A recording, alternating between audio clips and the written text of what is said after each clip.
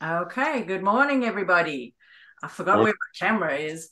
I'm Theresa McDonald. This is the Derita Matters meeting for August 2023. Oh, and I forgot to change the slide. It is August 2023.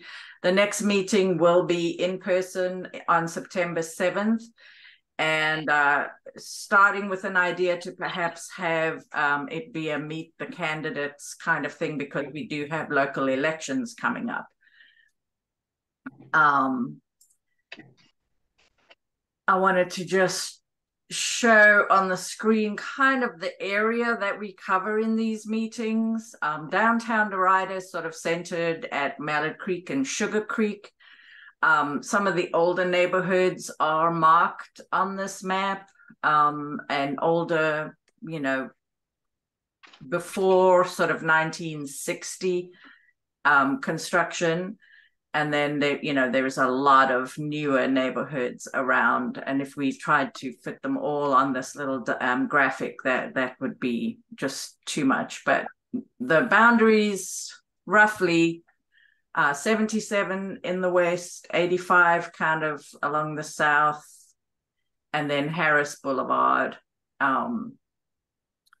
is another kind of barrier. And so we just try to focus on this area for these meetings, of course, being a holistic type of thinking type of person.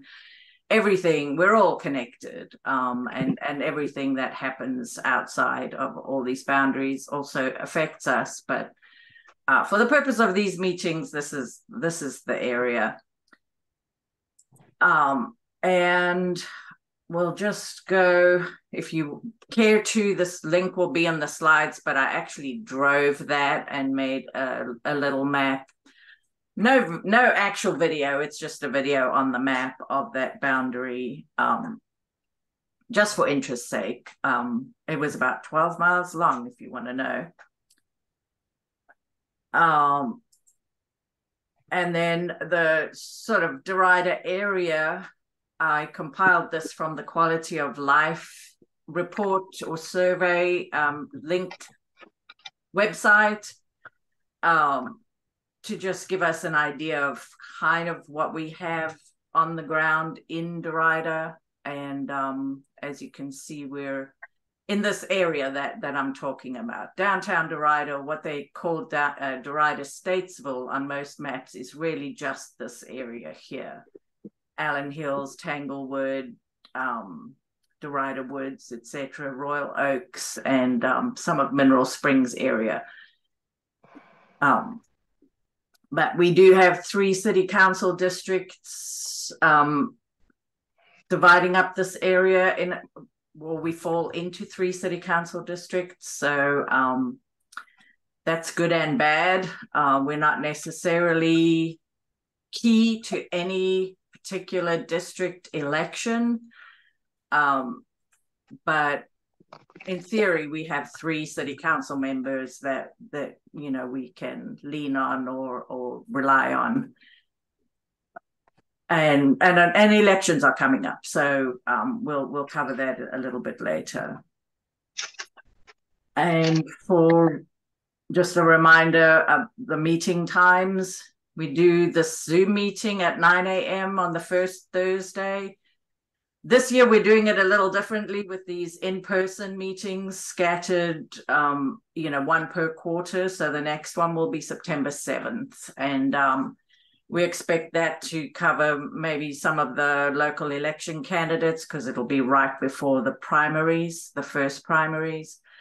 And then also the Derita, the mural project that is ongoing. We would have an activity for that. All right, before we get to that, I want to just go around and do some introductions so we know who's on the call. And yeah, if you are an elected official or a candidate, feel free to say a little something in your initial introduction, so that when we get to discussions down the line, we kind of all know who's on the call. So we'll start with introductions, and I'll just call on you as I see you on my list.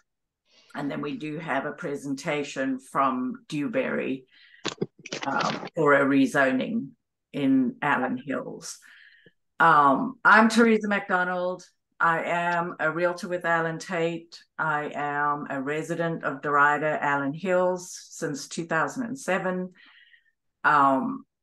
Recently, and I don't know if I've announced this, but I recently joined the Planning Commission. So I'm very happy and overwhelmed and nervous to get involved in that process, but looking forward to learning a lot. And let me see, David Oliver. Yes, ma'am. This is David Oliver with Oak Hill Community. Oak Thank Hill, you for welcome. inviting me. Mel Renner. Yes, I serve on the board for the Derita Business Association, and I'm retired from the city of Charlotte, where I worked for 12 years, spending millions of the taxpayers' dollars as a procurement officer. Very efficiently, I hope. Shantae. Hi, Shantae. I sit on the board for Scottsboro Community. Welcome. Jeffrey Simpson. Hello, good morning. Jeffrey Simpson, president of the HOA, Farmington HOA, which is located between Sugar Creek and Mallet Creek. Also now, as you know, Teresa on the board of the Neighborhood Matching Grant and other things. Awesome. Thank you, Jeffrey. Amanda Bottoms.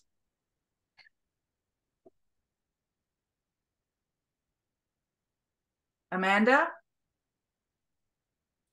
Yes, I'm just here as a community member attending the meeting together. Information and updates. Thank you. Great Thank to you. see you. Let's see. Jonathan? Jonathan Hoig, resident of Allen Hills for 30 plus years, retired. Awesome. Let's see. Sophia. Hello. I recently participated in the bus ride around the area with you, Teresa. So I would like to observe this. I'm part of Sustain Charlotte and their marketing department. So anything I can learn here about smart growth and where Derita is headed is helpful. Awesome. Thank you for coming. Teresa Braswell, you were the first on, but I couldn't reach you. That's okay. Good morning, everyone. I am Teresa Braswell, another fortunate person to have that wonderful first name. I in my second year as president of the Forest Pond HOA board, and I've been a resident for about 16 years.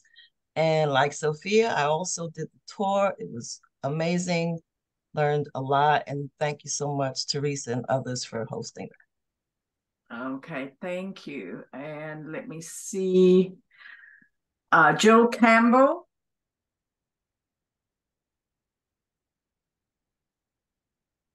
Jill, are you there? I'm not sure. She's not showing any little icons, so maybe technical problems. All right, I'm going to go to our guests. Wil Russell. Welcome. Thank you for having me. My name is Wil Russell, and I am a candidate for Charlotte City Council District 4. But before that, I've worn a number of hats, and I've heard a bunch of organizations and places that I've been before. So recognizing Sophia working with Sustain Charlotte, I was actually a board member. I rolled off in 2020. So I know that Sustain Charlotte, great organization. They're doing some wonderful things. I've heard, I think it was Jeffrey that said he was on Neighborhood Matching Grants, has done that once upon a time as well. And currently I am a member of the Charlotte-Mecklenburg Planning Commission. So I'll be welcoming Teresa into our fold here very shortly. We're looking forward to having her on the board.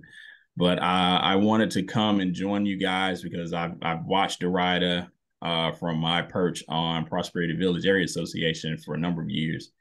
I've taken a real interest in downtown Derita and seen some of the potential and how great an area that is and can continue to be. And so I would love to learn more about the people who make up this wonderful area and then do whatever I can to help facilitate making Derita the place that you guys want it to be. So thank you guys for having me this morning. Awesome. Thank you, Will. And then I will go to, oh, hang on. Halim just joined. We're just finishing introductions, Hashim.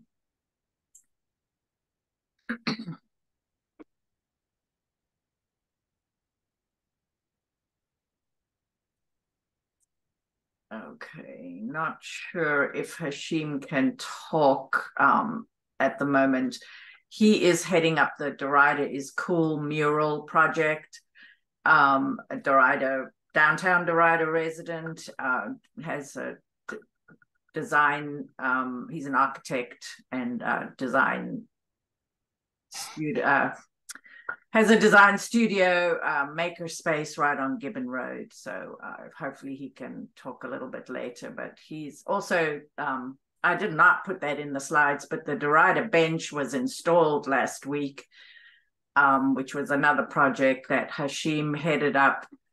And there was a lot of community participation to collect recycled plastic or plastic for recycling, plastic bags and bottles and so on that were melted down into a bench. And you can see the bench on Sugar Creek across from the school, kind of almost at the intersection with Rumpel Road.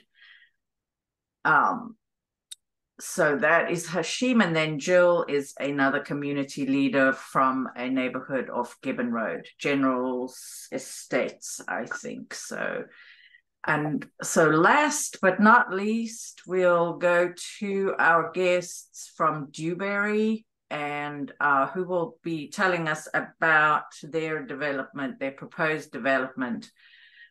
Right here in Allen Hills. It's a large parcel that was not developed when the neighborhood was developed, about almost 25 acres, was a private property with just one house for all, the decades. And now with the need for housing in Charlotte, especially in areas like this that are so convenient. We're within 4 miles of downtown and 4 miles of the University City area.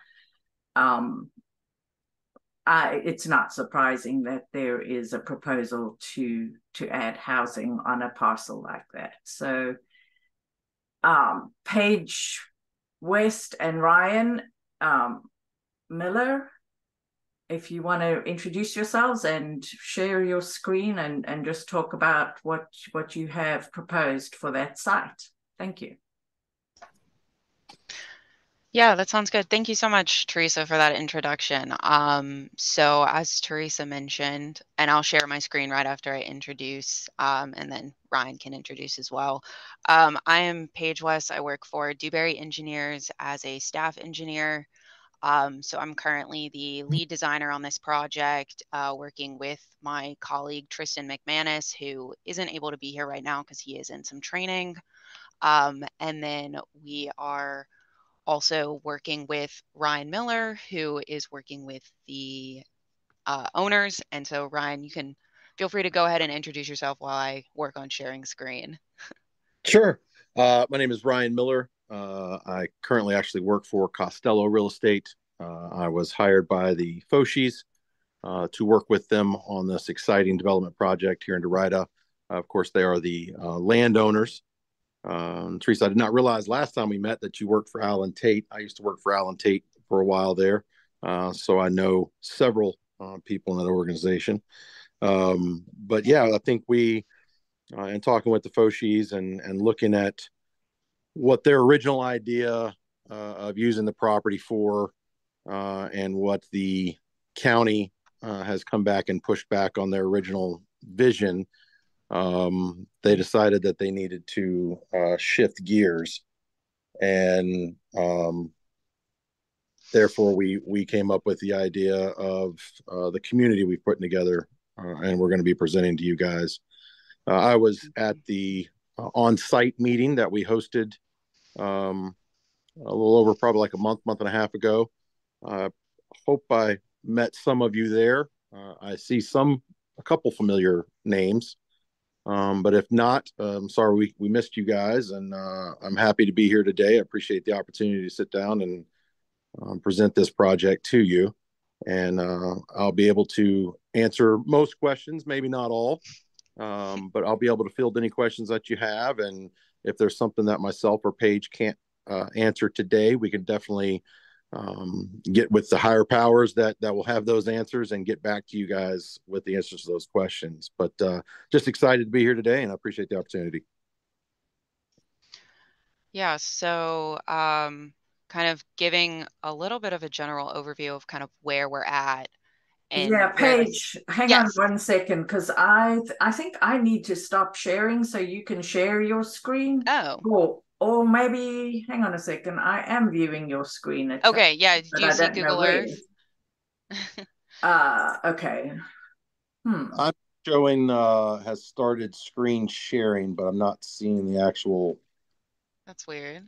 Oh, okay. And so I was wondering if I need to stop sharing, but I cannot figure out where that is.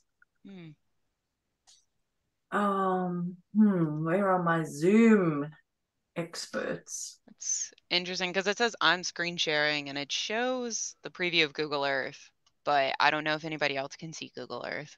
Yeah, I'm interested to know what others can see. I'm still, well, let me see. Let me see if I just try to. It's showing a blank started screen. sharing. Just showing it a just blank. says that she's sharing with a blank. Oh, I see. Okay, never mind. I've got a big something or other covering this. No, okay. Oh, all right. I see where it says you have started screen sharing, but it is just black. A blank screen. Okay, well, let's just try this instead of screen sharing. Let me just instead of sharing the screen, try to just share the window. That's so weird. Maybe my Zoom is just not wanting to work today. So we're doing well. Okay. Can you guys see anything else? Like a plan view of anything? No. Or no, it just still says that. Okay, yeah. Cool.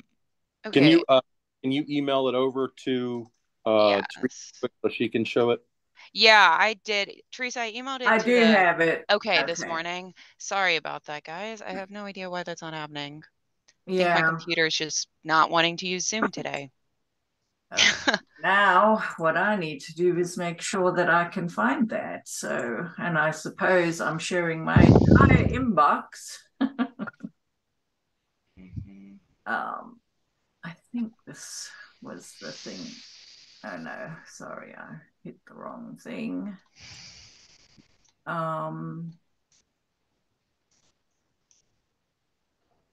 Did you send it to Derita News or? Yes, I did. Okay. It was this morning, I think.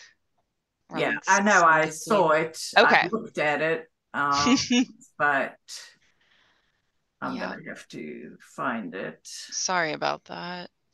Okay, that's it. So hopefully people will see that popping up on my screen. Can you guys see a site plan now? Nope, I'm showing a screen with where.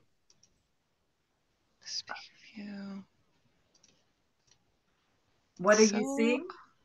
I'm just seeing everybody's boxes. Oh. I'm still sharing as far as I know. Maybe I'm not. It's just your primary picture, Teresa. Oh, okay. Yeah. Sorry about that. There we go. Okay. Yay. Yeah. We can see it now. Okay. So, and I zoomed in. I don't know how much you. No, that's perfect. Yep, that's a good overview of it. Yes, sorry about that, guys.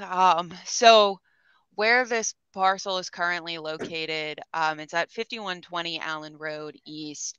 So it borders Citadel Place as well as Allen Road East. You can kind of see the vicinity map slightly up at the top. Yes, thank you, Teresa. So there's Oneida farther down south as well as off of North Graham. But the main access points to the parcel are off of Citadel Place.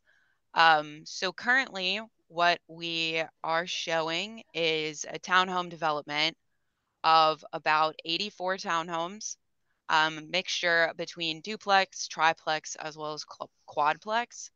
And so this has gone through 2 rounds of comments from the city of Charlotte, as well as having a community meeting with local community members, some of you who may have been at that meeting, all that either border the parcel or are well as HOA members, depending on whoever the city chose as the mailing list for that meeting. And so this has evolved since that meeting as well.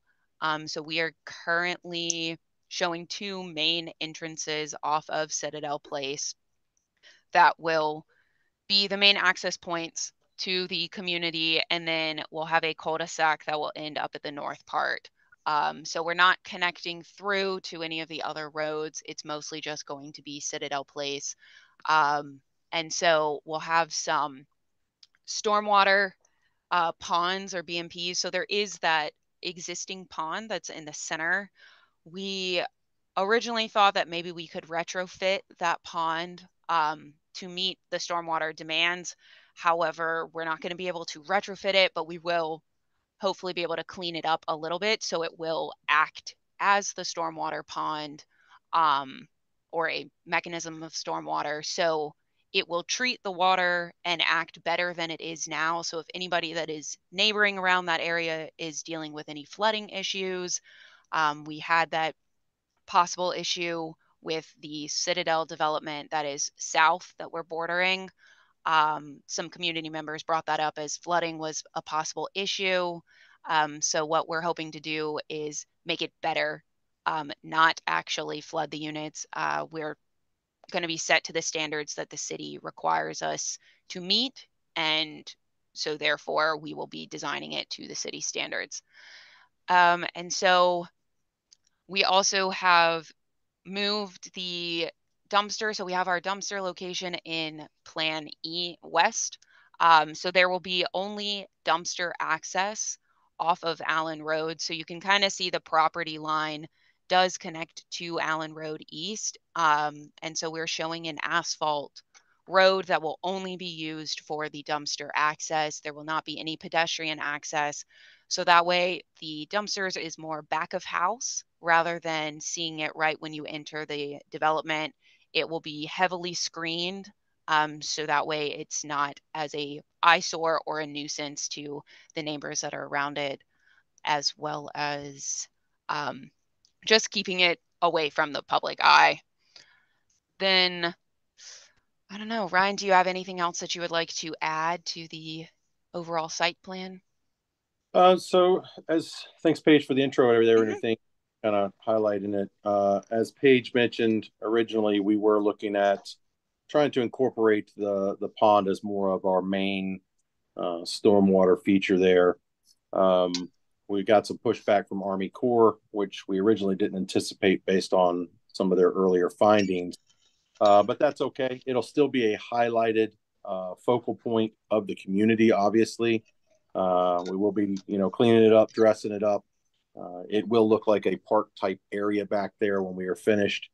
And by doing this, we actually are still going to solve most of the flooding issues the neighbors are dealing with. I'm not going to say it's going to be 100% solved, but we're going to do everything we can on our side and on our site to make sure that we curtail that. So you'll actually see 2 stormwater ponds down on the right-hand corner. Those will potentially catch any overflow from the community. All of our stormwater that runs off of there will be directed into those ponds. And in thus doing this, will eliminate some of that overflow that's happening in some of those lower neighbors. One other thing that's changed from the original concept we had a dedicated park area for Mecklenburg County, and it was off to the right-hand side of the property. One thing that they came back to us and said was, in lieu of acreage or size, we'd like for it to be a little bit more in a prominent area with a little easier access for the community. So now what we've done is we've eliminated that back area, and we've actually created a park area up on the front left-hand corner. If you look at Citadel coming in, you'll see our first entrance to the community. And then to the left, you'll see an area that's kind of got a diagonal slash line through it. That will be the new community park that everyone in the area will have access to. And in listening to some of the feedback from some of the neighbors on our Allen Road entrance, they were a little concerned with foot traffic and pedestrians walking down proposed sidewalk or roadway to access walking trails into the community. So in that feedback, we thought that shifting this park area to the front would be a very good idea, and thus adding a sidewalk all the way down Citadel to Allen Road. So now we will install that sidewalk there, which obviously some of the other feedback we heard from the community was sidewalk access, safety for pedestrians walking. So by doing this, we'll move them off of that Allen Road finger, and now we'll have a dedicated sidewalk that will lead to an open park area for all members of the community to access. So I think that was actually a pretty good trade-off with the county and letting us reduce. I think our first parcel was a little over 2 acres, and now this one's going to be right around an acre or so, but it will be a much easier foot traffic accessible area for the community. Another thing too, we were just on a call yesterday with the county and looking at our density and our unit count. And one thing that, we wanted to make sure that everyone understood is the community behind us across the street on Citadel, their density is around 7 units per acre. With our density, we're only at 4. So we're borderline not actually even needing a rezoning. We are just a tick over the R3, which our property is already zoned for. So our density, a lot of people hear unit numbers, but we're actually a very low density neighborhood, especially for the climate that is currently in Charlotte and the absolute shortage of homes. Our inventory is just, it's in the negative, and we feel like this community gives us an opportunity to put a beautiful setting in place, beautiful pond. It's going to be very unique. It's probably going to be one of the only newer communities in most of Mecklenburg County that is going to have a natural pond feature of this size that's not been created just for stormwater. So we feel like this is going to be a great addition. Our price points, now we're not the builder, but we are estimating a price point of anywhere between $350 to $500, depending on what that builder wants to build. Whoever actually finishes it out the community would obviously be up to them. But nowadays in the Charlotte market, the $350 to $450 is kind of the starter home price. There's not much available in that market point. So we feel like this is a great addition, not only to the Derita community, but to Charlotte and Mecklenburg County. Amanda, it looks like you have a question.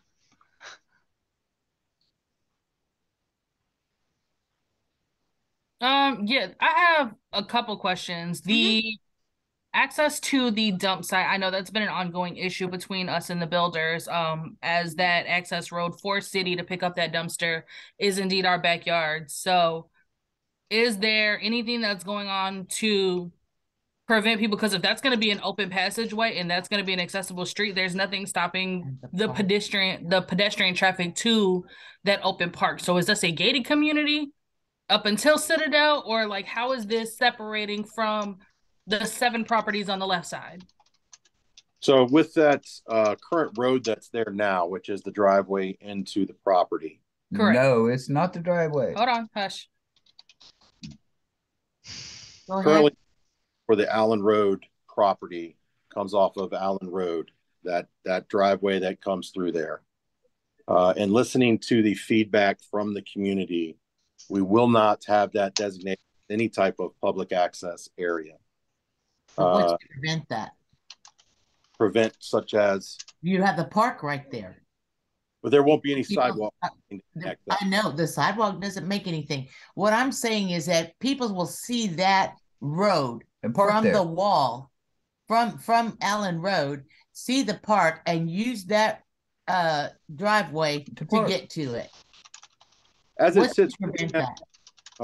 sits right now, that is not a public right of way.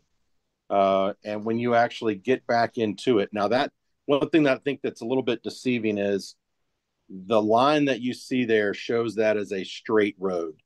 In fact, that road is curved and not straight. And where the project actually starts, you really don't see that from the main road. And the park would be sitting to the southern side, if you would, of that particular driveway that's currently in place. Mm-hmm. And so outside of ripping that road up, which would not be for the neighbor to have access to their property, there's not much that we can do there. By removing pedestrian traffic and not putting a sidewalk in, we're trying to curtail that foot traffic as much as possible.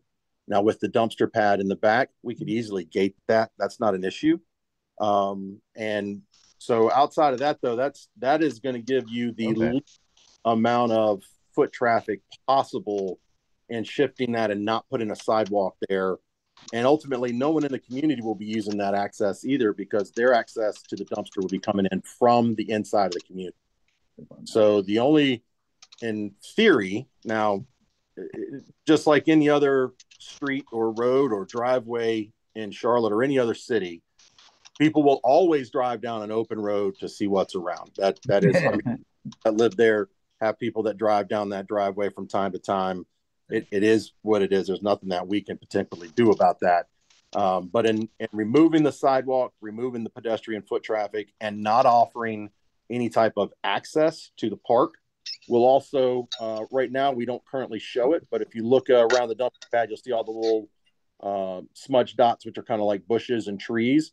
We can easily put that on the right-hand side as well to, again, eliminate foot traffic from entering the park area there. So we could design some landscaping there to, again, kind of help hide that. But from where that road is, from Allen Road, you're not really going to see that park area, because it's not like we're going to have this big, massive playground and equipment and all that kind of stuff where it's open and inviting. It would look very similar to what it looks like currently. Okay. So another question that I have is regarding the flooding. I understand that they had mentioned that, our area is indeed prone to flooding. There's a runoff between our house and the property beside us that lines up with that dotted line right into the dumpster from Patton. Yep, right there. That's a city runoff for our cul-de-sac that goes right into that. So is there anything stopping you guys or getting that to continue downward? Mm-hmm. So that way we don't end up flooding up here?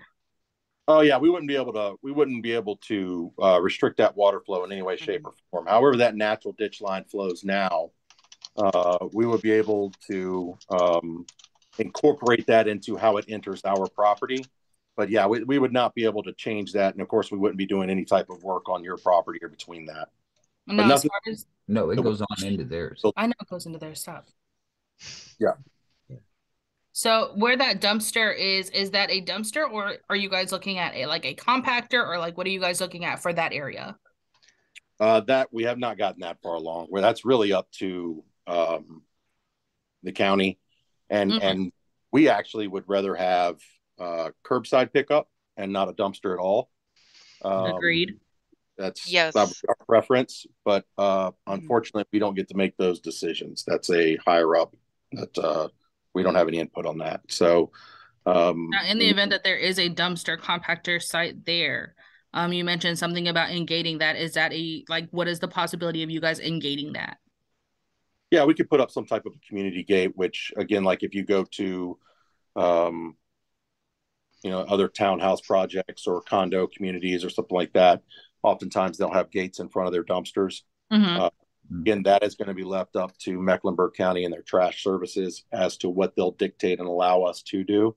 But we'll do whatever we can to block that off and make sure that, one, it's not only not visible to the naked eye, but is not inviting to other traffic.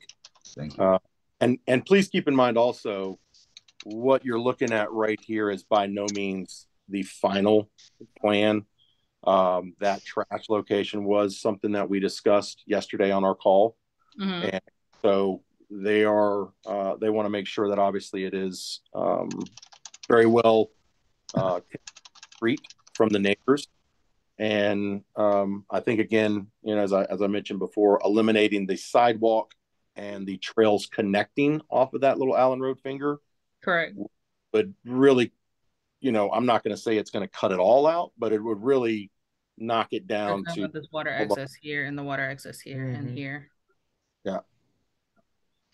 Yes. Also, the dumpster on this, it is a future dumpster area. So as Ryan mentioned, we are going to go forward with rollout carts at this point.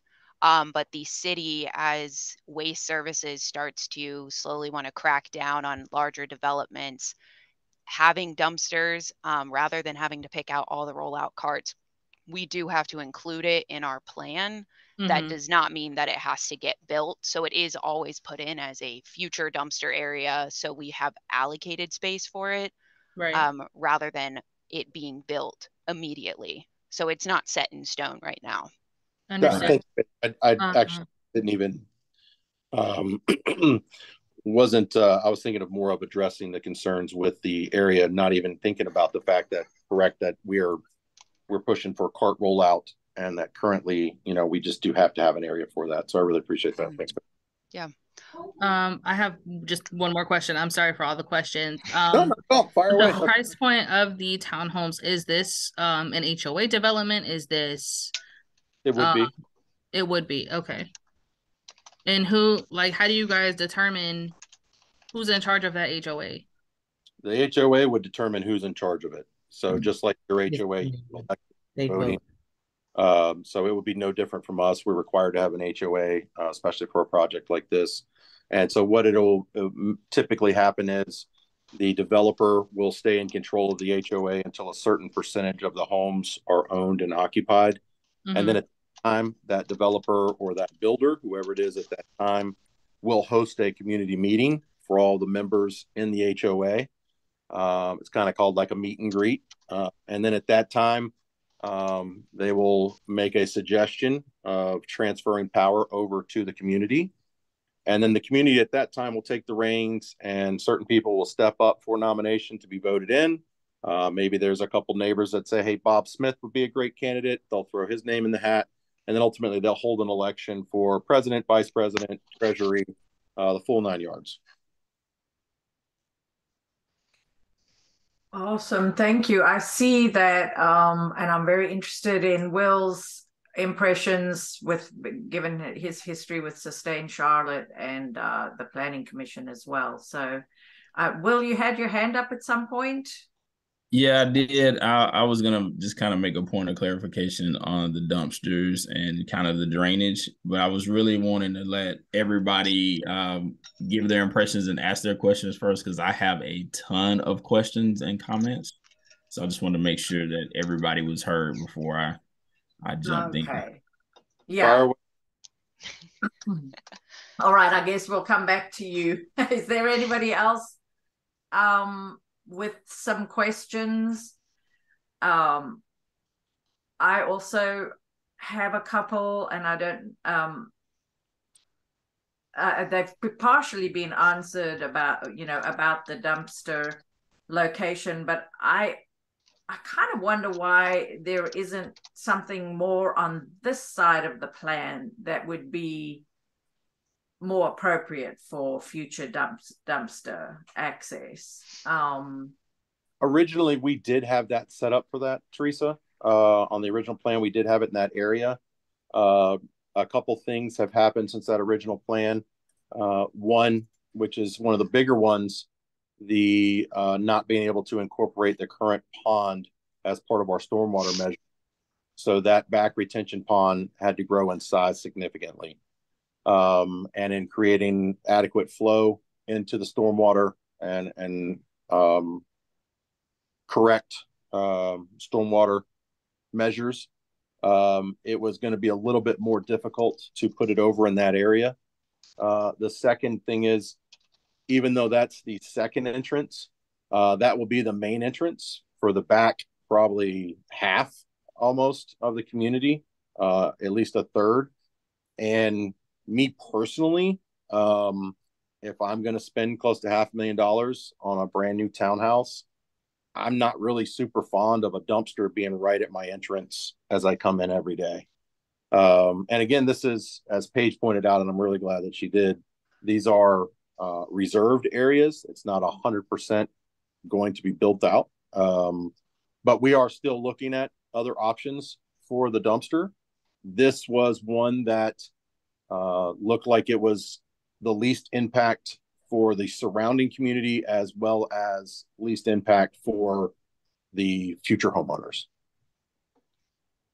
The other question I had, and I have emailed this as well, and I just don't want it to be off the table, and it may be a decision that can be made later, I'm not sure, but I would love for these townhomes to face the street here on Citadel and have their garages in the back, which they currently do, except they're planned to have their backs.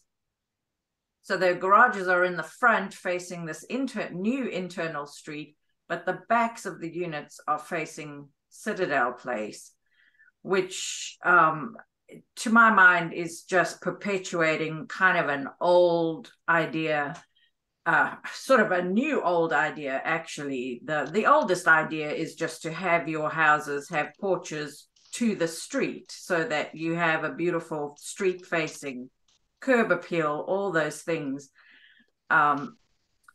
Sure. So that, you know, and I don't know to what extent the actual design of these can be changed later if a builder, because I'm convinced also as a realtor and as somebody, you know, is kind of an amateur interested in town planning generally, the people would prefer and pay more for something that has actual curb appeal and connects to the street and the community.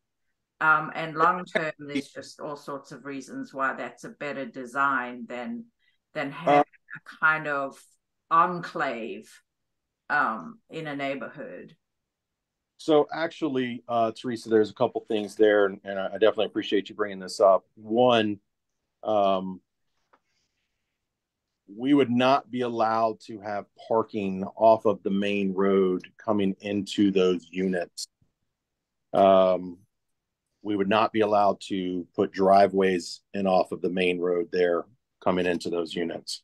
Yeah, sorry, I'm not talking about driveways for every unit facing the street. Sure. But in porches, you right. know, and then drive, you know, you drive in to access your garage off of what is now currently a street. Yeah, so, I think what Teresa is saying is that you would flip that those front looks like 16 units to face Citadel and then rear loading instead of front loading. Unfortunately, we would not be allowed to do that per the restrictions, and Paige will get into that a little bit more. Mm-hmm. That is something that we originally looked at, but the code requires those homes to face the public right-of-way, which would be the created street in the rear. Right. What code? Can you clarify what code specifically prohibits that? So in the zoning ordinance, this rezoning plan was submitted before the new unified development ordinance was adopted. So we are grandfathered in the original zoning ordinance. Mm-hmm. So per the zoning ordinance, I believe it's chapter 12, all units have to front public right-of-way. But then to do rear-loaded units, they don't allow rear-loaded units on a public street. They have to be on an alley, which is a private street. So what that would do is we would have to make an alley between the two main entrances to then those front units, like Teresa had mentioned, those front 12 units would be facing Citadel, and then the back 16 units would be facing the pond. However, then those back 16 units would not meet the frontage requirement per the city. So I have reached out to the city to see if we'd be allowed to do it. Once I get an answer, that is something that we can then look at.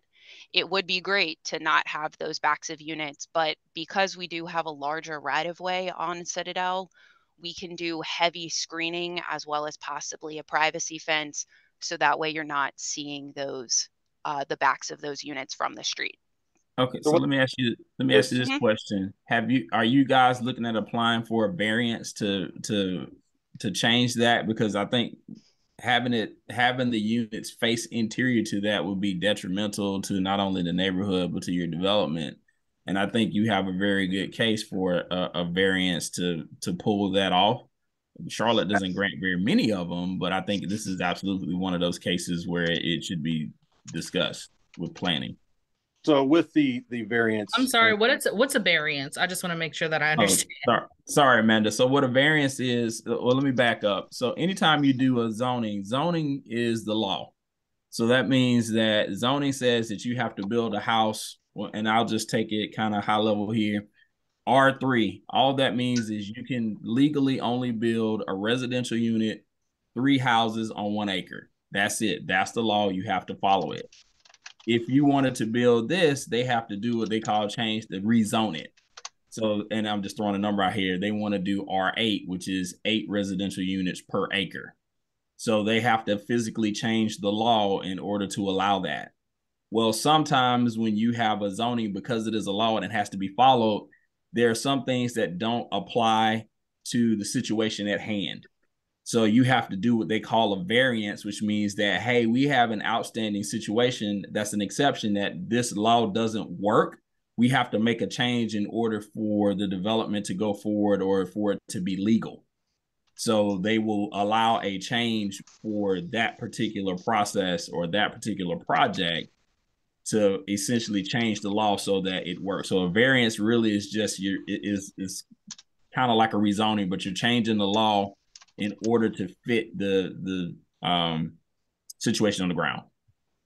And so on point 2, now Walter, you said it is Walter, correct? Will. All right, sorry, Will. Sorry about that.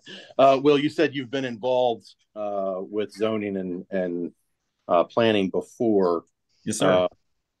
How often do you see a variance created for a desire versus an actual 100% need? For desire, very rarely, if at all. Right. Most of the variances I've ever seen, first of all, Charlotte doesn't issue very many variances at all. Exactly. And the process in the old zoning code, it pretty much was impossible to get a variance. That was one thing I wanted everyone to be aware of. A couple things too. It's we want to do everything we can to make sure that this is a desirable community, not only for the new homeowners, but for the existing homeowners. And as Paige described, as far as shielding, we are looking into a couple options. We're looking at potentially doing a berm with landscaping. We are looking at a privacy type of fencing with additional landscaping there. But as far as getting into the aspects of the community and what would be best for the community that we're developing, to have the backs of homes on the main street would not be the best thing for the community. In fact, if you ride through any neighborhood, when you're on a main road, which is what we're putting in, the main road, all houses always front the main road. There may be a couple houses in a cul-de-sac that front a previous main road or something like that, but their access is typically not off of the interior streets of the neighborhood. And so when home builders come through and they design these neighborhoods and they work with developers like us, they obviously look for an aesthetic feel and they want to create a sense of community. And when you create a sense of community, you're talking about the pocket neighborhood that you're developing. So all homes always front the main roads of that community because you want to see your neighbors. You want to engage with your neighbors. Also for traffic patterns and those types of things, you always have homes that front the main roads of the community. So to flip-flop those and have those 12 units be rear load, which again, Paige said it really isn't something that we think we could do. It actually would detract from those units across the street because now there's not that sense of community. We also would not have the space to create an alley load to eliminate that. And if by doing it, even if we did have space, we would ultimately create almost 3 roads in that little area there, which it really just isn't feasible. So we are going to discuss this with planning, but I do not see them creating any type of variance for us whatsoever. And as a home builder and a developer, the sense of community is for the new community, which would be fronting the main road. Again, I don't know of any neighborhood you ride through a main road and you see the backs of houses versus the fronts of houses. But we will do everything we can to landscape appropriately to where you're not just staring in behind somebody's backyard and we're not talking a 4-foot fence. We're talking about something that would block it. You would still see the upper half of the house, obviously, but nothing that you would be able to stare directly into the neighbors' windows or see their kids playing in the backyards. Right. So I'm not sure if anyone is able to see the chat.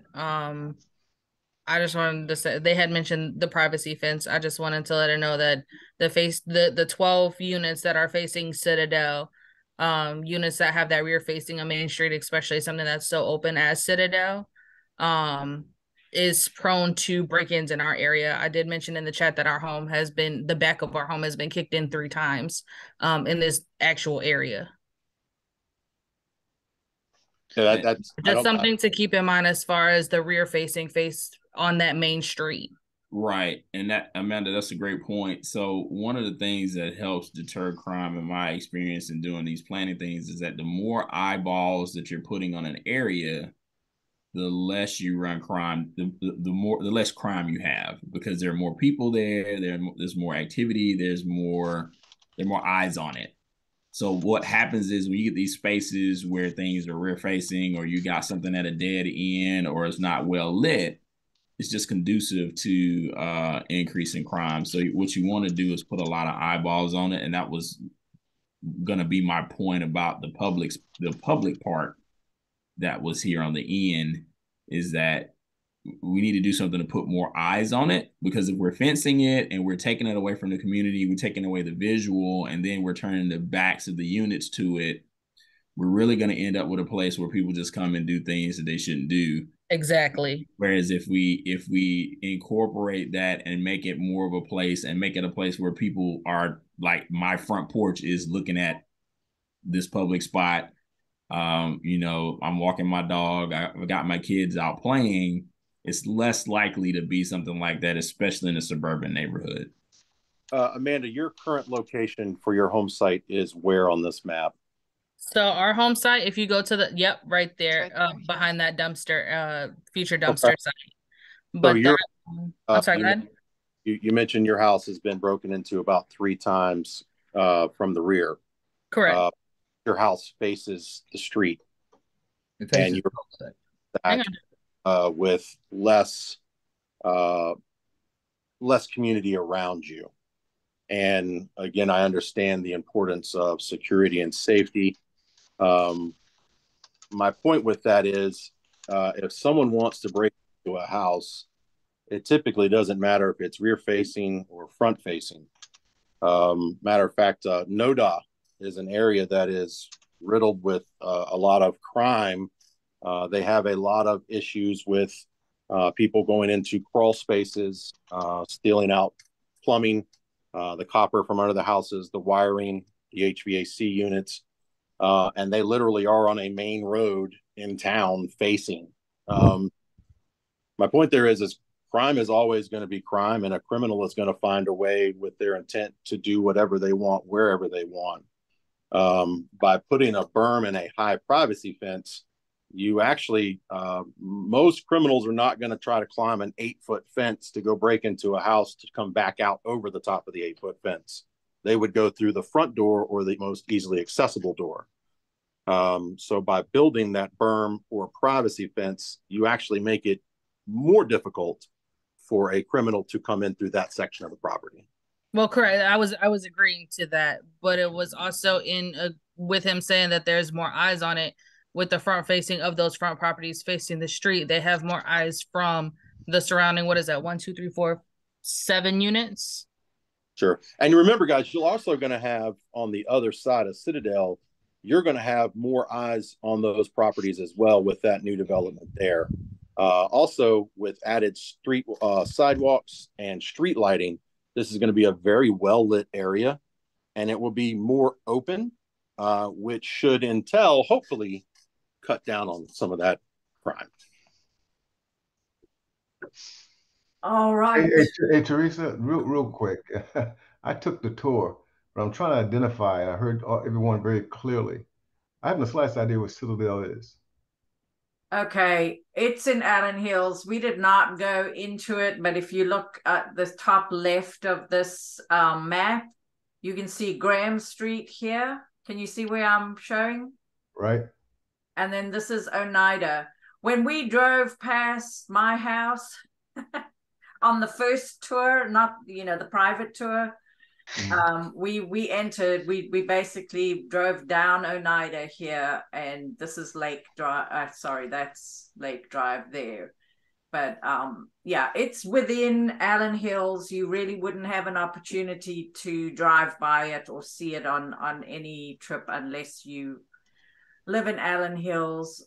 Even if you are just cutting through Allen Hills, you probably would not notice this because Citadel comes off of Allen Road East here. Allen Road East is quite a busy cut-through street, relatively. I mean, none of these streets are particularly busy. But yeah, so it's well in the heart of a long, standing neighborhood. Which is why most of my concerns are just trying to encourage a design that integrates it into the neighborhood, the existing neighborhood, as opposed to being an enclave, which then creates all sorts of other externalities, which we already have with a lot of the communities around, where people are just driving through. There's no opportunity for community, and then you get into your little enclave and you're speeding on these little roads. I mean, I really would love to see a little more just a more integrative, holistic approach to the design of this that would put a park in a public place. I love the idea that there will be a park here that's for everybody to use. But now anybody, even in this cul-de-sac, is going to have to walk 3 times as far to get to the park.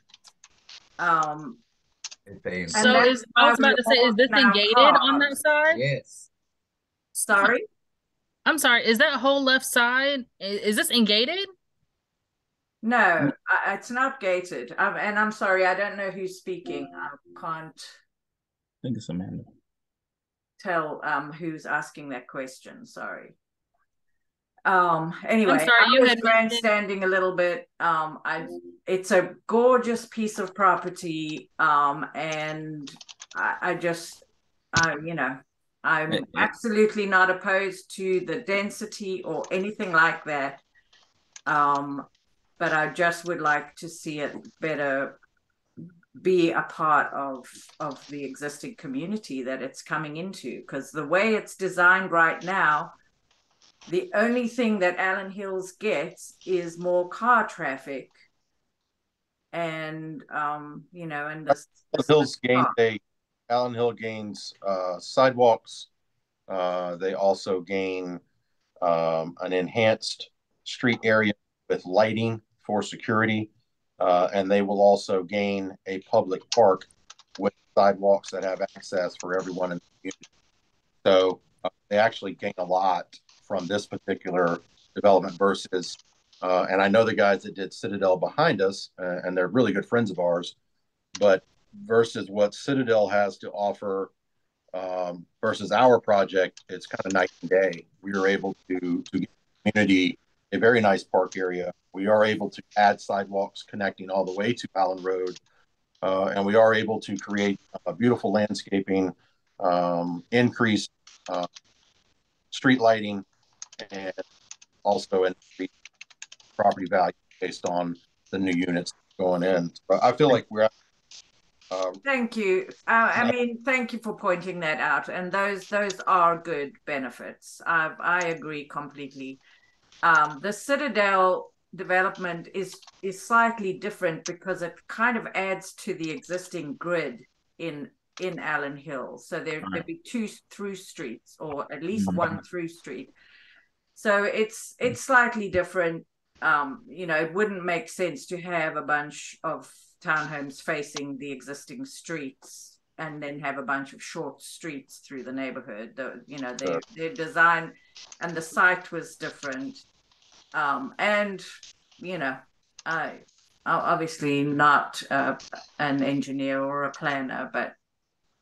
Hey, Ryan, question for you. I'm looking at your original site plan here, and the layout, to me, I think is a lot better. What was the reason to change from your initial site plan to this revision?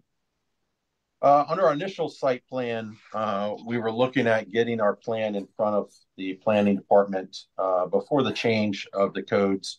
The change of the codes is one, they're still working through how to decipher it themselves. And there's so many different movements. That's true. That a real cluster trying to be one of the first to try something new.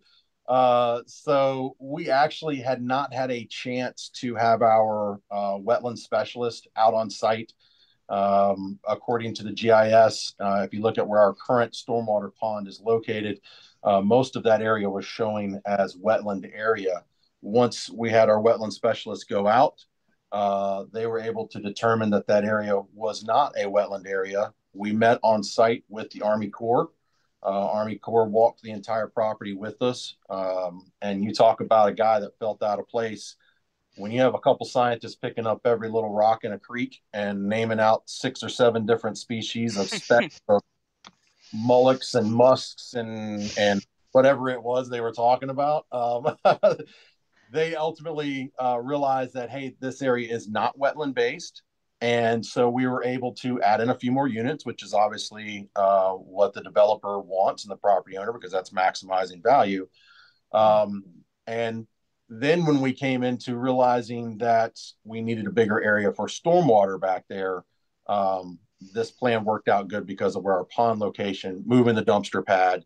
And then the main thing was Parks and Rec, even though we were giving them a nice big chunk of property, they were like, you know, we got a lot of chunks of property that aren't really accessible for individuals, and it just becomes wasted green space that no one actually gets to use.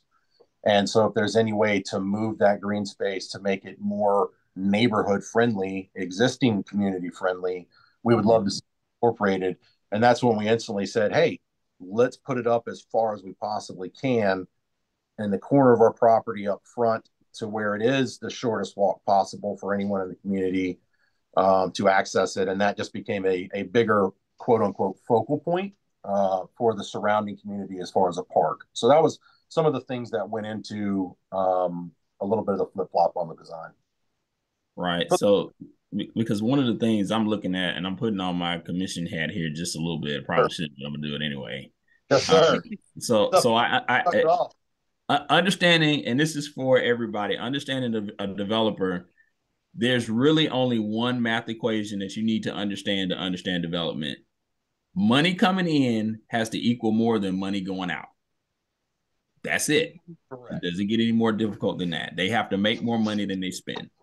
So anytime you can add more units, you're bringing in more money which helps your bottom line and helps the development become more of a reality. So I understand the units, and I don't have a problem with the units. My biggest issue is with the layout, because you kind of had this really nice kind of reclining chair, beach chair shape, and then we just kind of stuck a random H on the end. And I'm wondering, why can't we loop that, kind of move that stormwater around a little bit and at least loop that part and not have that hammerhead? Because I think that goes back to the issue of trash pickup, police and fire response times. If you're a policeman or if you're a fireman and you're having to take all these roads to get back to a corner and then you can't access it, but in one point, it decreases response times and it causes a problem. Whereas if you have a second entrance like you have here at Citadel Place, you've got two entrances, you can come in either side and go out, and it makes for ease of service, number one. So I'm wondering, is there a way, if we're going to add the units over into what used to be a wetland, is there a way to bring that as a full loop? Maybe you put the stormwater in the middle, or maybe you move it out to the very edges because of the topography, so that you still get the units, but you have kind of that nice loop at the end for ease of access and service. So that's a great question. One thing with stormwater, as you guys all well know, especially some of the, I guess that's southeast, maybe, I'm not quite sure of my bearings, but the bottom right-hand corner there, that are a lot of the flooding that happens now. It's because of the topography. Water goes the path of least resistance, and it is going to go the way that the topography of the land is going to push it. So that is our lowest. That is one of our lowest points of the property, which means the water naturally wants to flow that direction. So in order to move that retention pond up to the other side, we would have to do massive earthwork, and then we would still have to create some way for that to channel in, because in essence, we're going uphill now for stormwater. So our retention pond would grow significantly in size, because we would have to get it down into an area and a location that would be lower than the high side.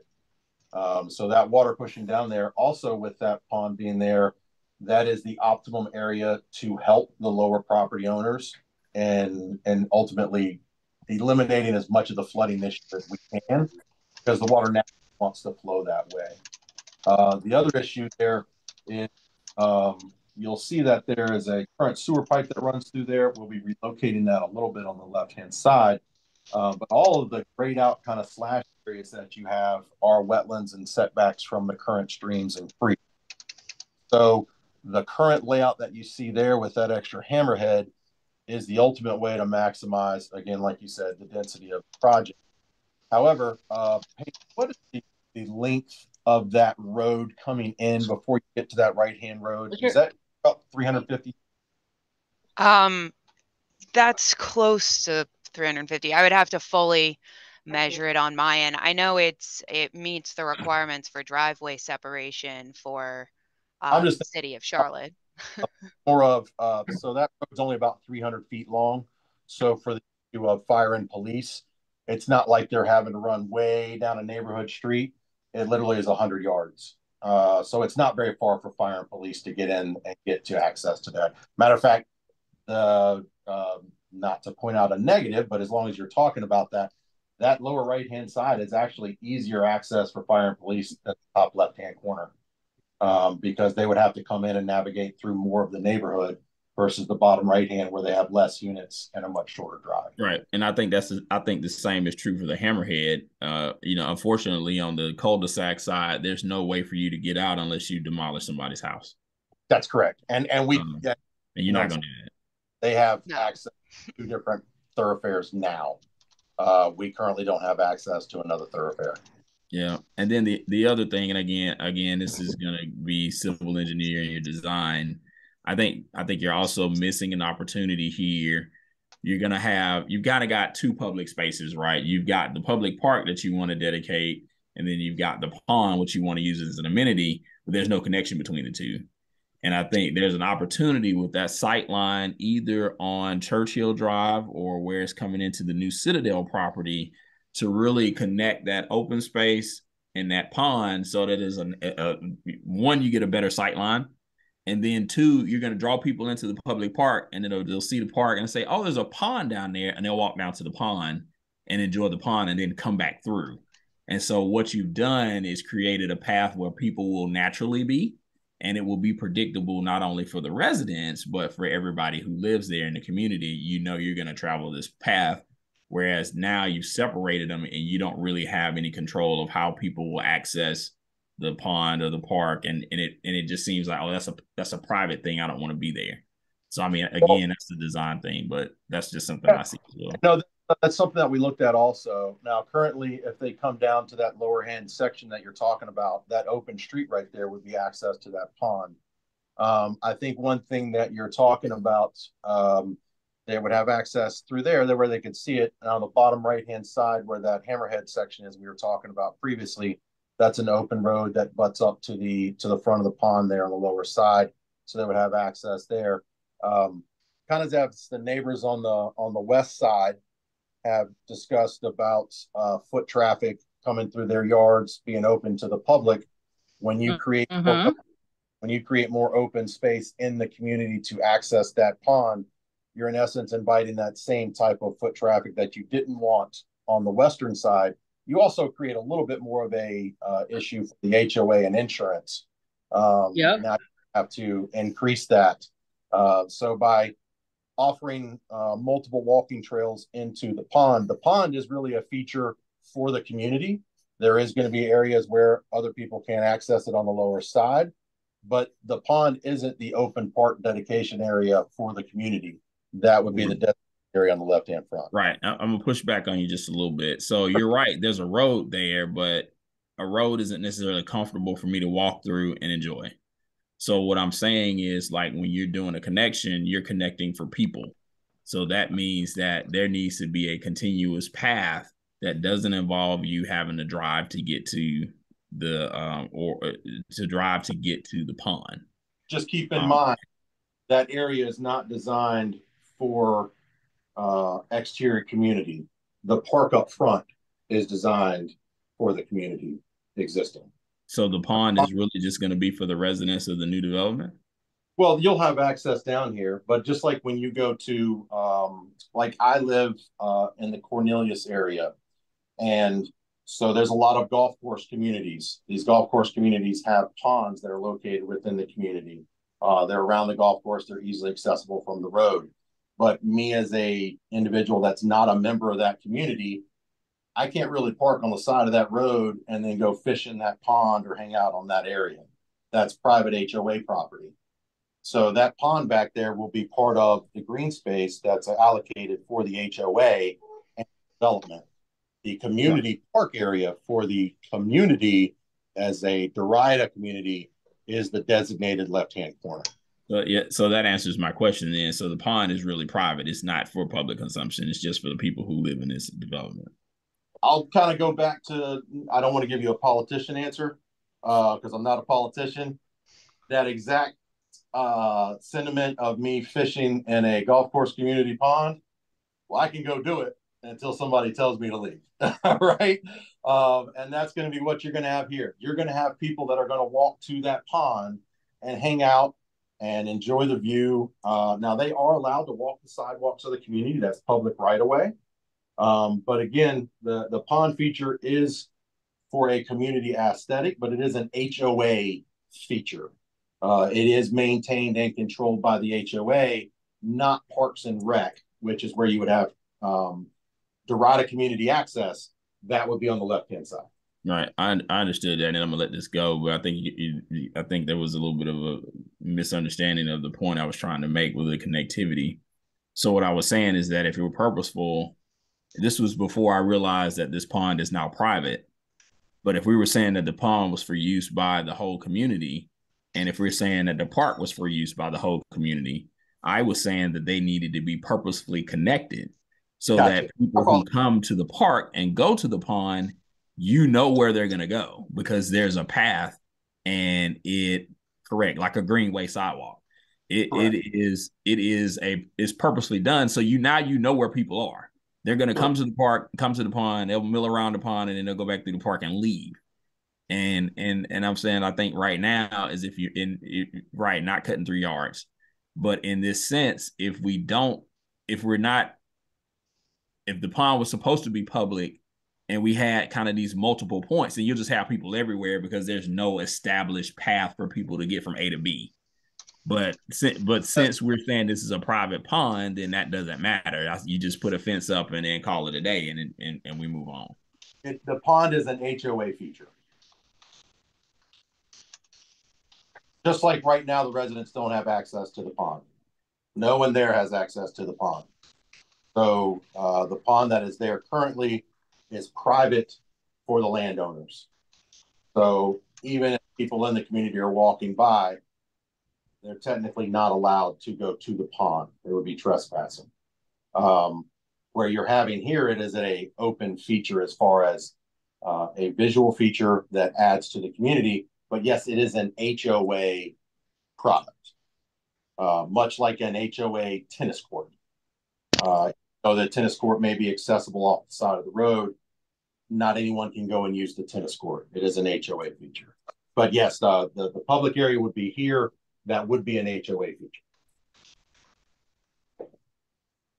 All right. Sorry, guys. I've realized we've spent over an hour on this, and I'm really grateful for you guys coming on and talking about it some more. And I've enjoyed the discussion, maybe too much, because I realize there are people on the call that don't live anywhere close to this area.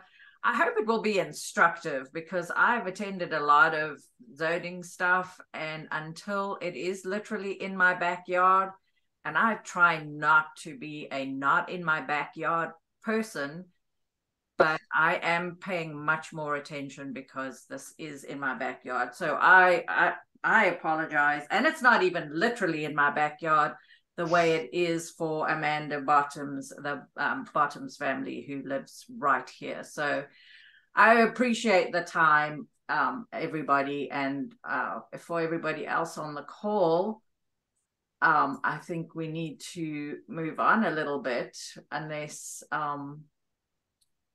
we have any further discussion on this. The other thing, Paige and Ryan, I don't know if it's worth having another more public meeting, since this really isn't, I don't know that it would qualify as any kind of meeting. I know you've already had the required meeting. Mm-hmm. We'll actually have to have a public input session as part of planning requirements that would be held for any member of actually Mecklenburg County, really, to come in and give input. So this is absolutely not the last session. You guys, if you need my contact information, I can get that to you, but feel free to reach out at any time. I'd love to answer any questions you might have. And I hope I was informative today, and I hope that I've answered most of the questions. I know there will be several more, and there's probably, when they jump off the call, may think of something that they didn't think of now. Please reach out to us. We're open. And I think just one last thing, and I want to get back to Amanda real quick, because she is the ultimate closest neighbor. So I'd like to get just a little bit more feedback from her real quick before we jump off. I'll make it short. But just keep in mind, guys, we're going to try to do everything that we can to enhance the area. The community park feature that we are dedicating to Mecklenburg County, we are not required to. This was something that we offered up ourselves, just in adding to the community. And I think you're going to have a beautiful project. I think it's going to add to the area. I think it's going to add to home values.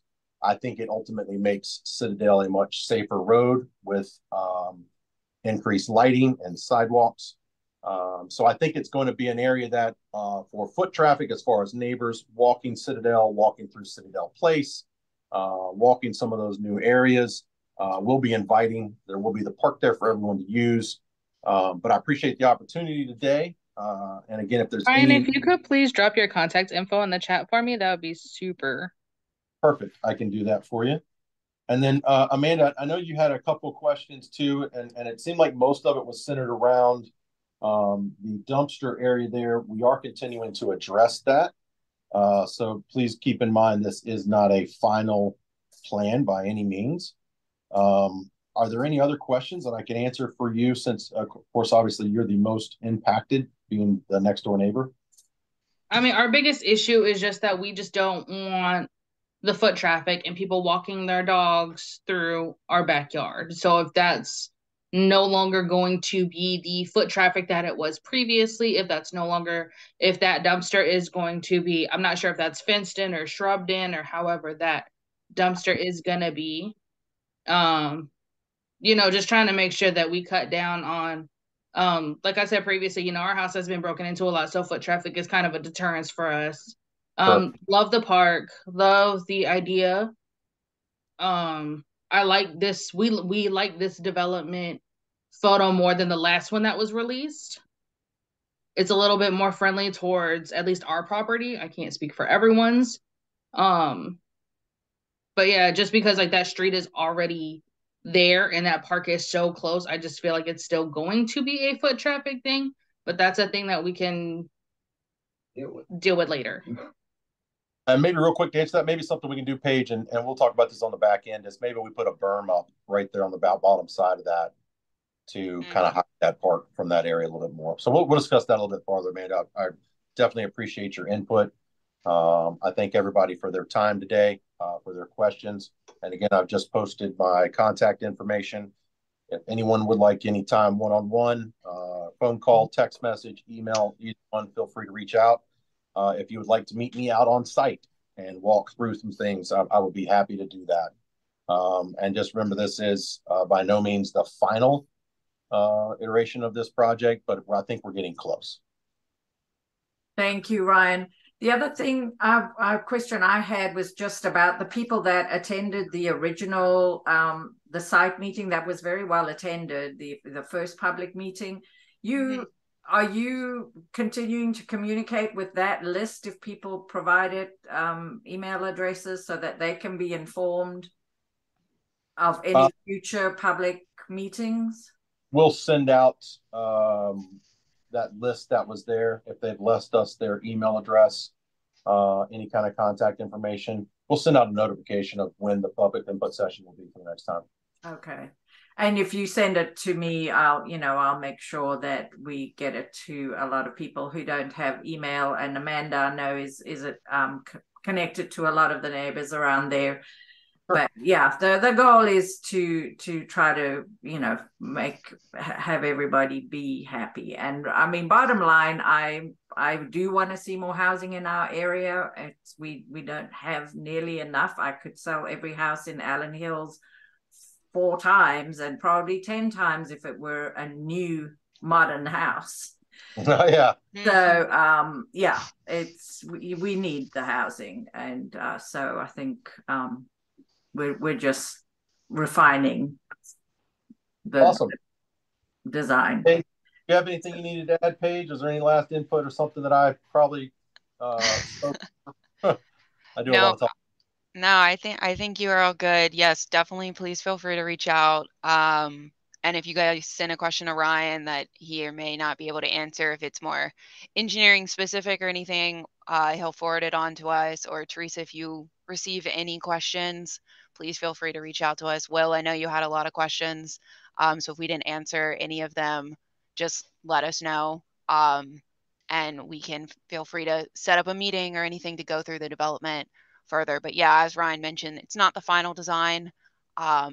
We still will have another public hearing, and then it'll go in front of council and everything as well. So awesome. Thank you guys. Thanks for all your time. And Bill, why did you leave planning, man? We need more level individuals there. It has gotten extremely difficult. Well, I'm trying to get promoted to city council. All right. Yeah, maybe we'll work with you eventually, Will, on a different rezoning. Hey, yeah, absolutely. Be happy to. All right. Thanks, guys. Unless you need me for anything else, I'll dip out and let y'all handle the rest of your business. Awesome. Thank you, guys. Thank you. Don't forget to put the info in the chat box for them. Yeah. Mine should be posted right there. Yeah. Yeah. Ryan's information is there, Ryan Miller, and I also have it, so you can always reach me at deritanews@gmail.com, and I'll pass on whatever I have. Stephanie Gossett anytime soon. Tell her I said hello. Okay. Oh, okay. Stephanie, yes, I will let her know. Thanks. All right. Thank you, guys. Have a great day. Thank you, everybody. Bye-bye. All right, folks, for anybody still left on the call, I do apologize if that was, just too much about one small area of Derita. I didn't quite anticipate that, but I'm glad it happened, and it is recorded, so anybody who missed it will be able to go and watch that piece and catch up a little bit. The other rezonings in the area are, there isn't anything as significant. They're smaller rezonings and they haven't really moved. I talk about all of these every month. None of them have particularly moved forward, and I'll share some more updates. The links here, so you can look them up if it's an area that is of interest to you. And then the only couple of other short updates I wanted to share. This year, the Open Street 704, it's kind of a festival that is done every year. I think there may have been some gaps because of COVID, etc. But this year they're focusing on the corridors of opportunity, and there will be a couple of events.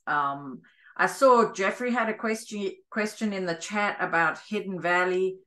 Hidden Valley is the other side of 85 from Derita. So we're connected via Sugar Creek, and before 85, the communities were very much more connected. And we do consider them our friends, and we face some of the same issues because of the proximity, because of 85 and everything around that interchange.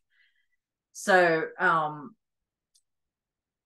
we're very involved with Hidden Valley in the corridor of opportunity, which is the Sugar Creek corridor from North Tryon or around the light rail station on Sugar Creek or close to Sugar Creek, all the way up to Nevin Road in downtown Derita. So that is the corridor of opportunity. So the Open Streets Festival will be October 8th. And that is, you'd have to click these links to see some maps and things, but it'll start at the park, Tom Hunter Park, I believe, in Hidden Valley, and they've closed the streets so that you can move and there can be activities and things along the street. So you would be biking or walking all the way to Derita Elementary, not Derita, Hidden Valley Elementary School. So that, and there's opportunities to have a table or otherwise participate for neighborhoods, for businesses, for individuals. So all that information is here. There is a kickoff meeting on the 10th. I will try to get to that, and not sure that there will be grants available for communities. So there's a lot of different ways that communities and individuals and businesses can participate in this kind of street festival. So that information will be there in the slides.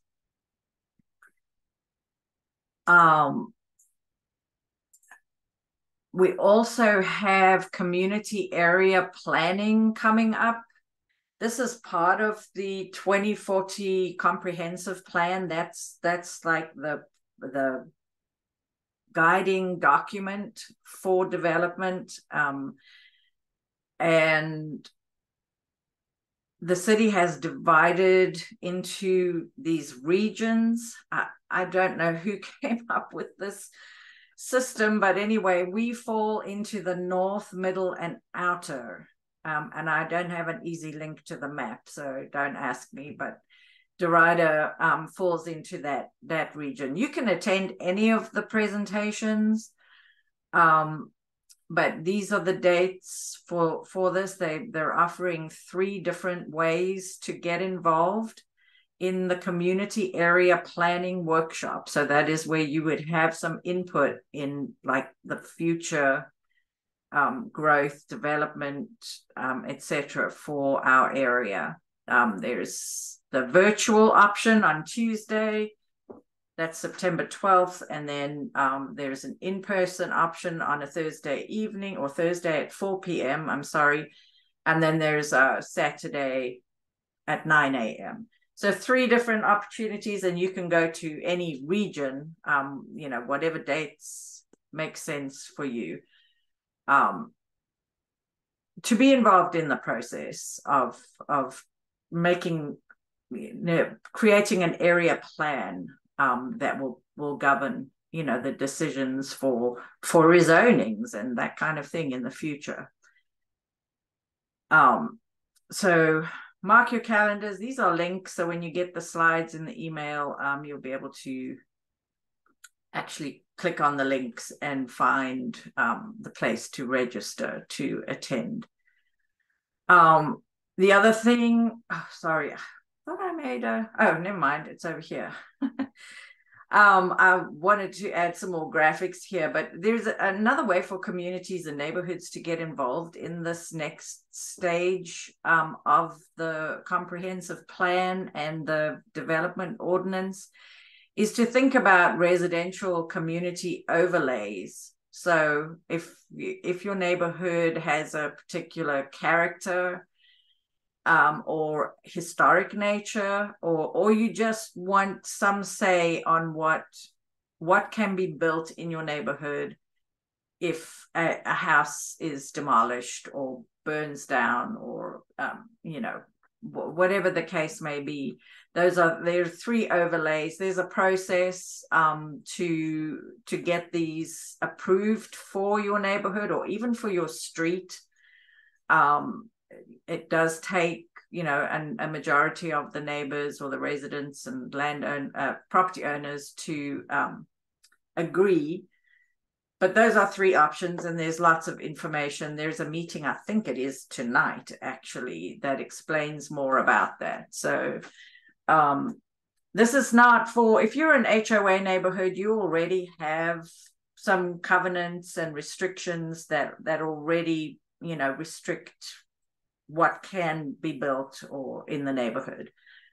But if you're in an older neighborhood, maybe, or some other street even, and you would like to just have some say over what somebody can build on a property you don't own, these are some opportunities to explore. In Derita, we don't have a lot of what they call, closer into the city, you'd see a lot of tear downs where, somebody will buy a property intending to tear down the existing house and replace it with something else. So that's what this community overlay could influence the options there. And I hope I'm still sharing my screen. Yes.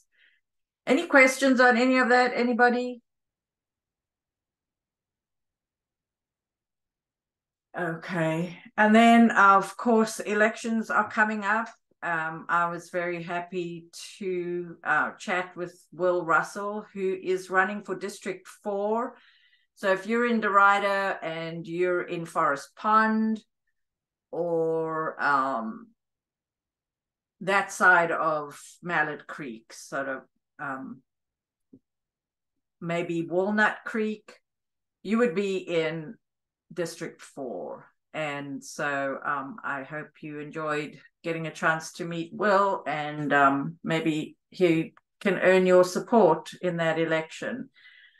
Most of Derita is in District 2, which is Malcolm Graham is the current incumbent. I believe he does have a challenger in the primary. So go ahead and you can click on these links, research the candidates. We'll try to see if we can get a few more people together on September 7th, so that you have an opportunity to meet some candidates before the primaries. The primary is scheduled for September 12th, and then there's a runoff primary, October 10th, and the actual election will be on November 7th, the first Tuesday in November. So we'll be looking at that. It's not just mayor and city council. There's also school board elections. And if you didn't know,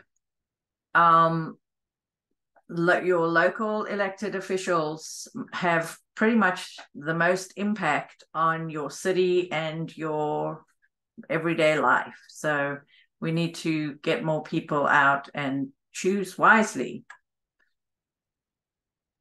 And I think that's all that I have. Derita's cool mural is ongoing. I didn't update my slide, but we have been working on gathering. Hashim has had tables at various places to make the snowflakes that will cover, a portion of the building. This is the Zippy Ice building on North Graham across from Food Lion.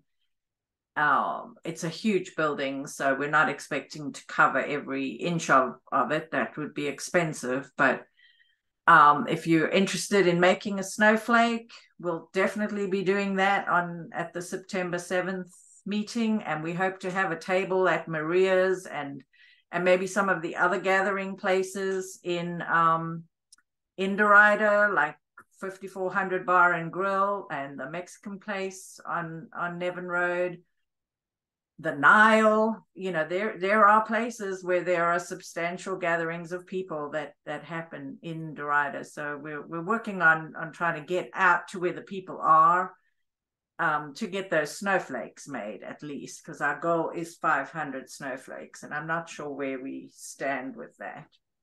But that's the general idea. Your goal is to have them made at the particular location? Yes, I think so. We had two options. We tested it at our Allen Hills meeting on Tuesday. Mm-hmm. Hashim has an iPad with an app so you can create your snowflake design in digital form, or sit there like you used to as a kid with a piece of colored paper and scissors. So yeah, we're open to ideas, but I really would like to make sure that we give everybody an opportunity to make a snowflake. Okay. Well, I know, as I mentioned during the tour, the owners of the two establishments that you mentioned. Yes. So if you guys have some dates in mind, I could run it by them and see if, how we can. Yeah.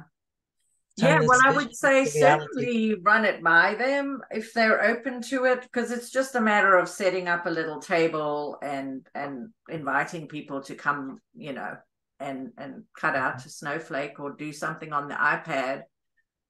And we can put in whatever, with whatever they have or what they would recommend. I'm not even sure how far people travel, but since they're coming to Derita, to these, to have a drink and a meal or watch a show.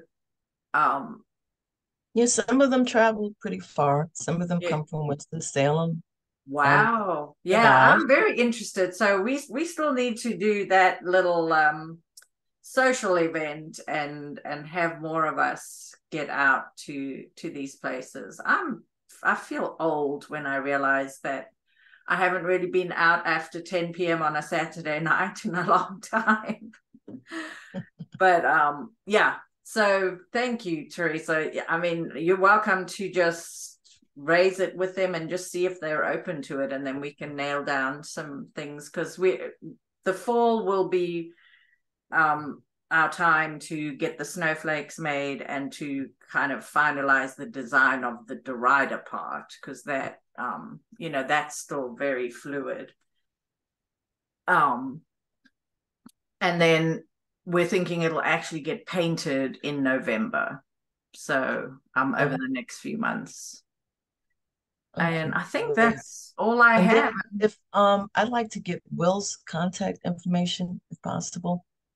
Will, oh yes, you Forest Pond definitely need Will's information. Are you still there, Will? I'm still here. I'll drop it in the chat if that's okay. Yes, please do. Thank you. Great. And then Teresa, so my schedule's changed, so I'll be on the evening. I'll be attending the evening sessions. My 9 o'clock is not available. I know, and I know these 9 o'clock meetings are a luxury for those of us who are retired. Yeah.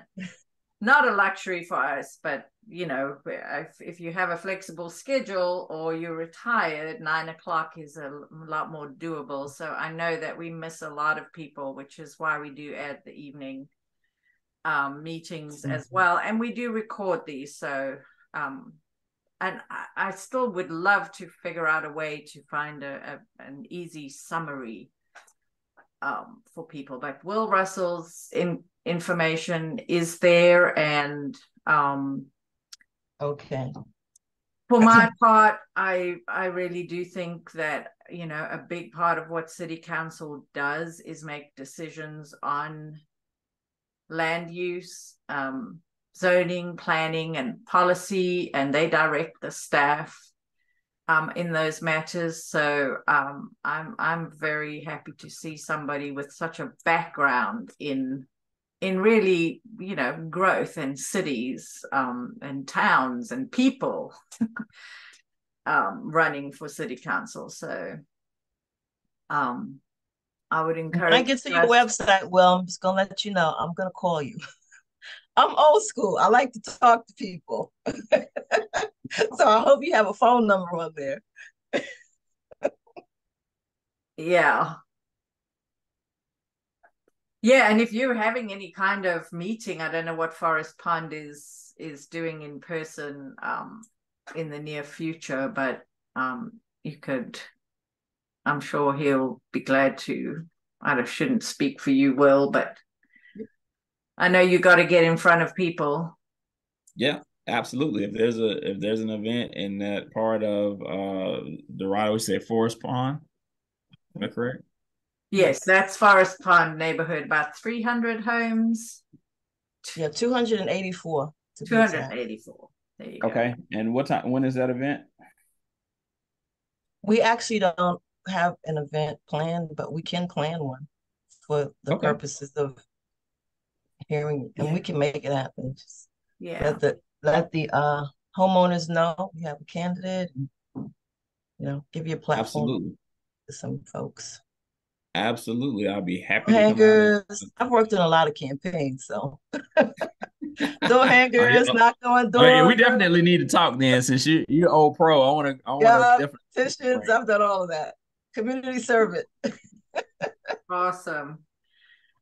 Yeah, and unfortunately, I was in District 4. Our precinct was moved into District 1. So, but I'm a recovering District 4 resident now in District 1. But yeah, it's I'm delighted to have you on the call anyway, because it really does. It's not even just about the districts. Obviously, you need your district support to get elected, but I like the big picture thinking that I like people that know what they're talking about. Yes. Well, yes. Gosh, that would be nice too. Not just a bunch of rhetoric. Yes. Well, I appreciate you guys having me on today. I am so sorry I derailed that whole rezoning, the whole rezoning and development part. I get really passionate about that because it's something I really like to do. So my apologies for drawing that out, but thank you for having me anyway. Yeah, thank you. No, Very helpful. The I question, think it's very helpful for all of us. yeah. So don't apologize. That was a great education, at least for me, and apparently for some others that stayed on and listened to it. So you didn't have anybody drop off. Yes. And the other thing for you guys in Forest Pond, you still have that 11-acre parcel between Forest Pond and Sugar Creek that is currently vacant that, you know, sometime soon that will come up for development.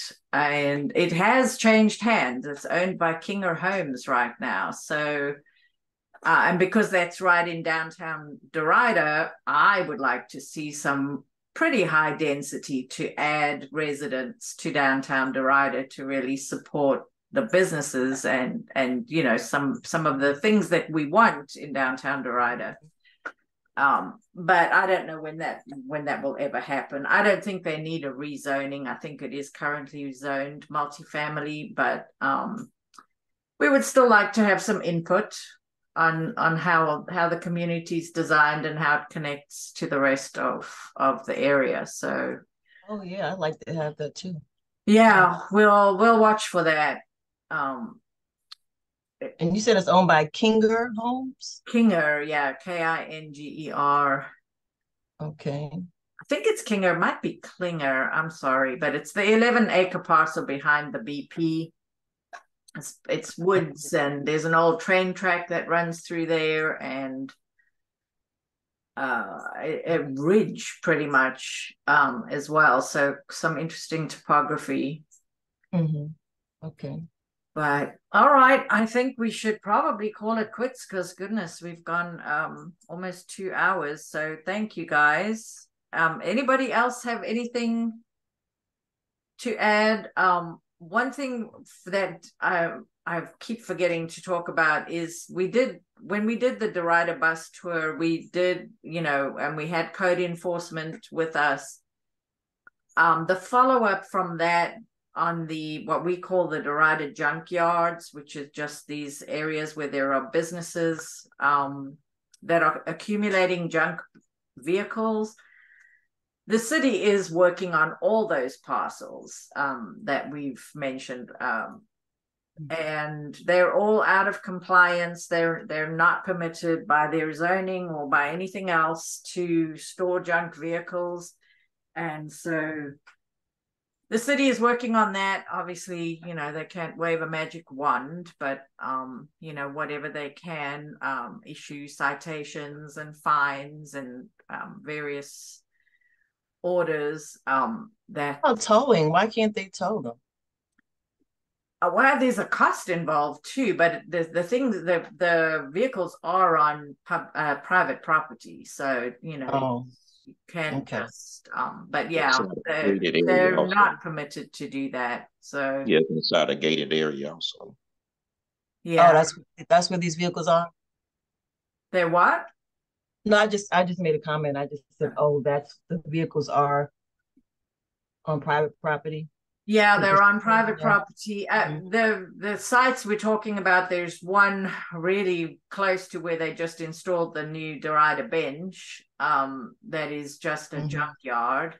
There's no office or business of any other kind there, and they're totally not allowed to operate there. And Norfolk Southern has also told them that they're not allowed to do that. There is a Norfolk Southern right-of-way on that property. And then the others are at Nevin and Gibbon, and there's one at Allen Road South and North Graham, and one on Statesville Road. So you may not see all of them depending on how you travel around, but the city is working on them. They all have open cases. So I think that's my final update on that. And thank you everybody for coming and staying for the long haul. And next meeting will be in person at Derita Presbyterian Church, 7 p.m. on September 7th. That should be easy to remember. We'll send out more notices and so on, and give you an idea of what to expect. But I'm thinking that we will try to get some more of our either sitting elected officials, candidates, because everybody is up for re-election, actually. It just depends whether they actually have a challenger or not in the primary. So that's, I think, what we'll be doing for September 7th. So I hope to see you guys then. And thanks again for coming. If nobody else has any more questions, I'm going to close it down. Thank you.